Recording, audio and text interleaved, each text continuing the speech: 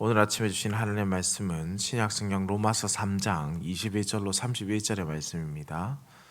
로마서 3장 21절로 31절입니다.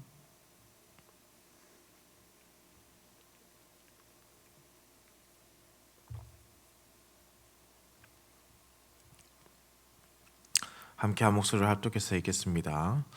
이제는 율법 외에 하나님의 한 의가 나타났으니 율법과 선지자들에게 증거를 받은 것이라. 곧 예수 그리스도를 믿음으로 말미암아 모든 믿는 자에게 미치는 하나님의 의니 차별이 없느니라. 모든 사람이 죄를 범하였음에 하나님의 영광이 이르지 못하더니 그리스도 예수 안에 있는 속량으로 말미암아 하나님의 은혜로 값없이 의롭다 하심을 얻은 자 되었느니라.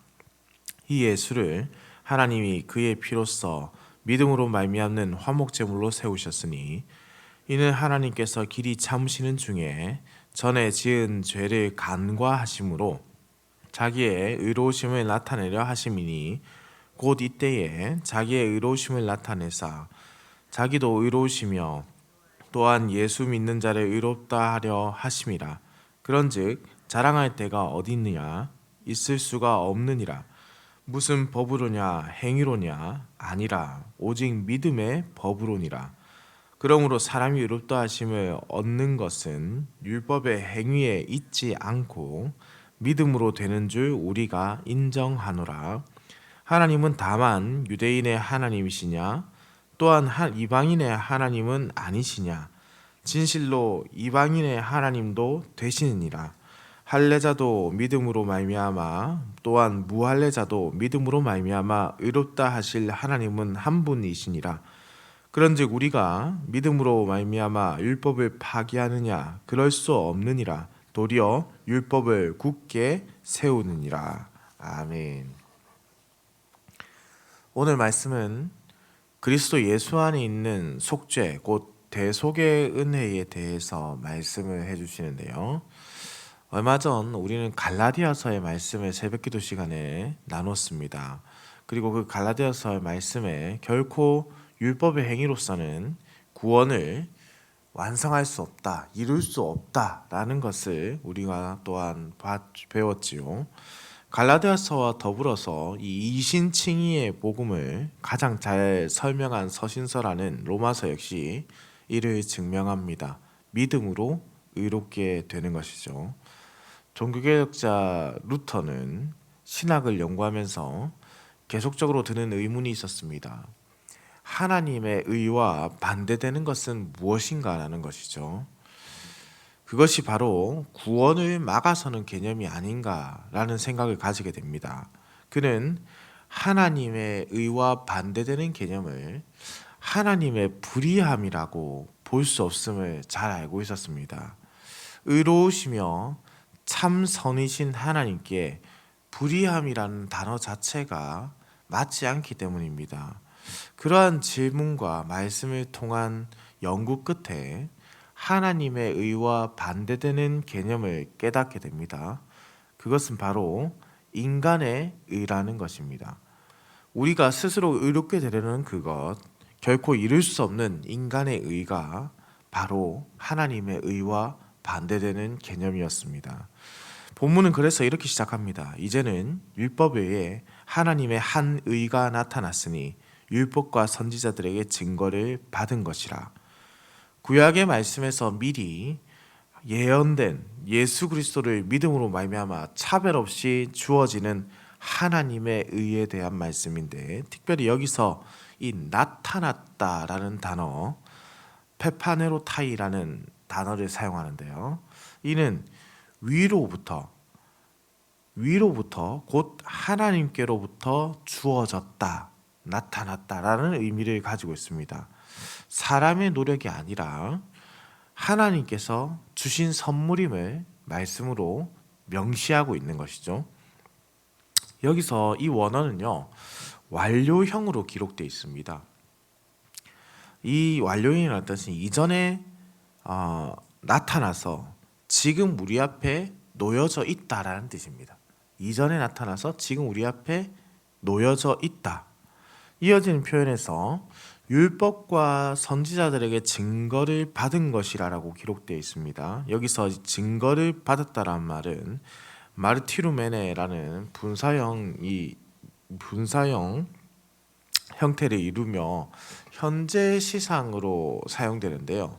이것도 아주 재밌는 것이 이도 계속되고 있다라는 의미를 가지고 있는데, 그렇다면 이 계속해서 이 증거가 되고 있다라는 뜻이죠. 이것이 단회적으로 끝난 것이 아니라 계속해서 증거가 되고 있다. 우리가 성경을 읽으면 어떻습니까? 성경에서 끊임없이 예수 그리스도로 말미암는 하나님의 의가 지금 우리에게 지속되고 증명되고 증거되고 있다라는 뜻을 우리에게 알려주고 있는 겁니다.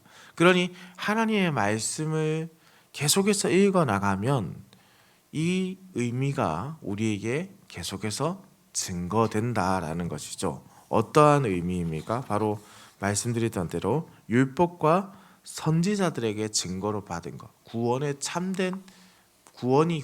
참된 것이 어디서 오는가? 하나님의 메시지가 지금도 우리에게 증거되고 있다라는 말씀입니다. 모든 사람이 죄를 범하였음에 그것으로 인해서 하나님의 영광에 이르지 못하였다. 그러나 예수 그리스도께서 우리를 속량하셨기 때문에 우리는 값없이 의롭다함을 얻은 자 되었지요. 사람이 죄를 범하여 하나님의 영광에 이르지 못하게 되었다는 것. 여기서 하나님의 영광을 무엇이라 정확하게 규정하는 것은 매우 어렵습니다. 다만 적어도 이 영광은 처음에 아담에게는 주어졌는데 그가 죄를 지어서 이르지 못하게 된, 곧 잃어버리게 된 것으로 보이지요. 왜냐하면 모든 사람이 죄를 범하였음에 하나님의 영광에 이르지 못했다라고 기록하고 있기 때문입니다. 그래서 아담이 죄를 짓기 전에는 이것을 가지고 있었으나 이것이 그에게서 이르지 못하게 되는 것을 볼 수 있습니다. 본문 25절은 속량의 방법에 대한 설명이 나타납니다. 여기서 중요한 단어는 화목제물이라는 단어인데요. 이 단어가 사실 히브리서에서는 9장 5절에 속죄소라는 단어로 번역되어 있는 단어입니다. 속죄소는 언약궤 위에 있는 덮개로서 이제 시은좌라고도 불리기도 하는 매우 중요한 의미를 가지고 있는 단어인데요. 이 언약궤 위에 있는 덮개, 백성의 죄를 덮어 속죄한다는 의미를 지니고 있습니다. 그러니 사실 원어에 맞게 속죄소로 번역하는 것이 좀 더 맞다라고 보여지는데요. 하나님의 용서의 구체적인 방법은 하나님께서 길이 참으시는 중에 전에 지은 죄를 간과하심으로 자기의 의로우심을 나타내려 하심이니라고 말씀에 기록하고 있습니다. 간과하셨다. 우리가 지은 죄들을 못 본 것으로 쳐주신다는 뜻입니다. 곧 법적인 의미로 우리가 실제로는 죄가 있지만 죄가 없다고 여겨주신다는 의미로 이해해야 합니다.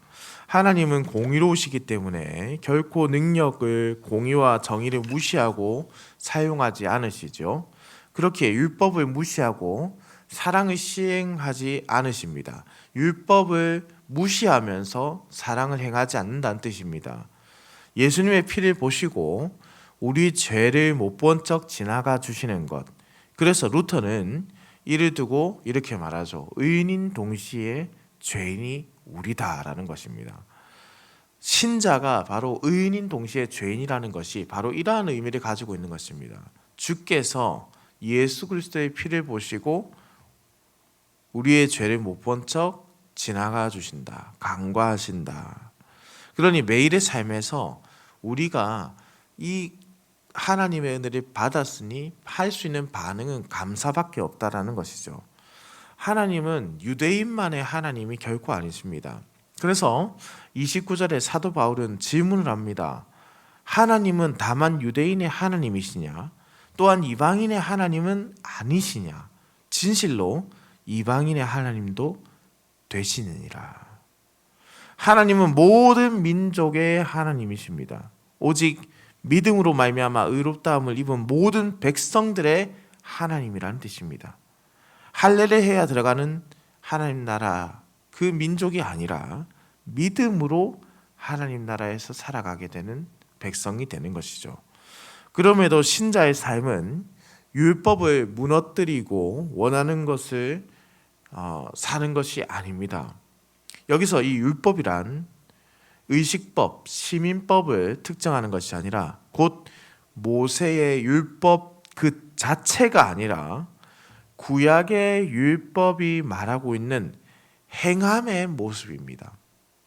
참 믿음이란 참된 의미의 순종으로 이어지기 때문에 고려신학대학원 전 신학학 교수였던 변종희 교수는 이를 두고 이렇게 말하는 것이죠. 이런 점에서 믿음으로 말미암아 율법을 우리는 세운다라고 말할 수 있는 것이다. 율법을 파괴하는 것이 아니라고 세운다라고 말할 수 있는 것은 믿음이라는 것은 바로 참된 의미로 순종의 길을 살아가기 때문에 그것을 지킴으로 행함으로 바로 하나님의 율법을 세워가는데 그것은 우리가 신자이기 때문에 하나님의 법도를 세우는 것이다 라고 해석되는 것이죠.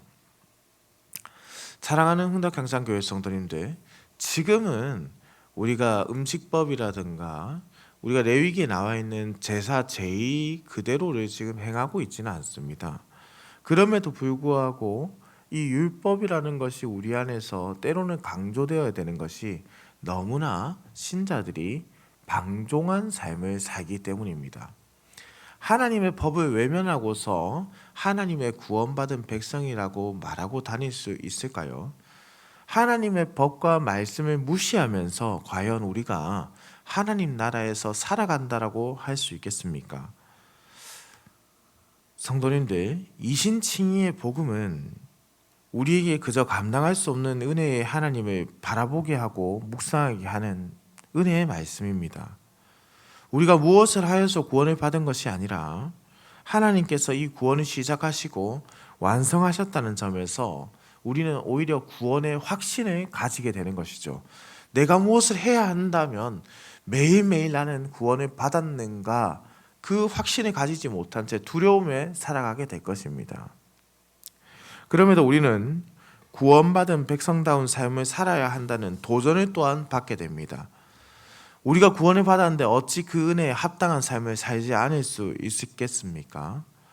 우리의 열매가 성령의 열매가 아니고서야 참된 하나님의 자녀라는 확신이 우리에게 있을 수 있겠습니까? 우리가 그렇게 살아내지 못하면서 우리가 하나님의 자녀라고 확신하며 살 수 있겠냐는 뜻입니다. 율법의 기능 중 하나는 거울의 역할을 하는 것입니다. 우리가 얼마나 참혹한 죄인인가를 깨닫게 하는 것이죠. 하나님께서 무엇을 싫어하시는지를 보여주는 것입니다. 우리가 얼마나 하나님의 뜻을 멀리하는 자였던가. 우리는 주의 말씀을 깨닫고 본받는 자가 되어야 되겠죠. 그 시작은 역시 우리에게 주어진 구원의 은혜를 충만하게 묵상하며 누리는 가운데서 시작되는 겁니다. 죄로 인해 죽었던 우리가 예수 그리스도로 말미암아 새 생명을 얻게 되었습니다. 이러한 은혜를 누리는 우리가 어찌 주님께 감사하지 않을 수 있겠습니까? 어찌 우리가 방종한 삶으로 하나님께 화답하며 살 수 있겠습니까? 오히려 우리는 거룩하고도 존귀하게 살아가며 거룩한 옷을 우리 주님께 입혀드려야 되는 것, 그것이 우리의 삶이 아니겠습니까? 추수감사절이 다가옵니다. 습관처럼 형식처럼 드렸던 추수감사절이 아니라 진정한 감사와 찬양이 넘치는 구원받은 자의 예배가 이번 주 예배가 되기를 소망합니다. 바로 그때 우리는 놀라운 주의 영광을 보게 될 것이며 그때 우리는 주님의 얼굴을 마주하며 예배의 은혜와 감격을 누리게 될 것입니다. 우리에게 이러한 은혜가 있기를 소망합니다. 남은 우리에게 주어진 삶 가운데 하나님의 말씀대로 살아가는 자들, 바로 믿음으로 의롭게 된 구원의 은혜를 누리는 자들, 그래서 하나님의 법을 세우는 자들로 하나님의 나라에서 살아가는 참된 하나님의 백성으로 살며 감사하는 삶을 살기를 우리 주님의 이름으로 축원합니다. 기도드립니다. 사랑과 은혜가 풍성하시며 인간의 생사화복을 주관하시는 살아계신 우리 하나님 아버지, 지난 간밤에도 급하고 어려운 소식 없이 우리를 지켜주셨다가 이렇게 아침을 깨워 주의 전으로 불러주시니 감사와 찬송을 올려드립니다. 죄로 인해 죽었던 우리에게 예수 그리스도의 생명을 주시고 하나님과 화목할 수 있도록 인도해 주시니 감사드립니다. 이제 구원받은 백성답게 삶을 살아갈 수 있도록 성령께서 우리를 주관하여 주시옵소서. 하나님 아버지, 추수감사절이 다가옵니다. 한 해 동안 누린 모든 감사의 제목들이 우리에게 있는데 감사할 줄을 몰랐고 은혜를 고백할 줄 모르는 삶을 살지 않았나 돌아봅니다. 주여, 우리가 주님의 은혜를 누리고 있음을 기억하게 하시고 오직 감사와 찬양으로 주님께 영광 돌리는 남은 일생이 되게 하여 주시옵소서. 금일 대학 수학능력 시험이 있습니다. 오랜 시간 준비해온 학생들을 기억하시고 그들에게 하나님께서 함께 하시어 두려움이 아닌 담대함으로 시험을 맞이하게 하시고 잘하는 것보다는 정직하고 바르게 응하게 하시고 하나님의 거룩하신 뜻을 세우고 하나님 나라의 참된 다음 세대로 자라갈 수 있도록 하나님께서 인도하여 주시옵소서.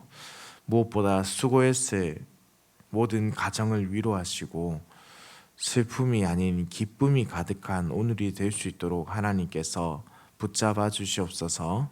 준비한 만큼 준비해온 시간이 헛되지 않게 하나님께서 지혜와 명철을 주셔서 모든 시험 시간 가운데 담대함으로 기쁨으로 시험을 잘 치르고 나올 수 있도록 우리 아이들을 하나님께서 인도하시고 또한 모든 시험의 절차 가운데 간섭하여 주옵소서. 감사해 드립니다. 살아계신 우리 주 예수 그리스도의 이름으로 기도드립니다. 아멘.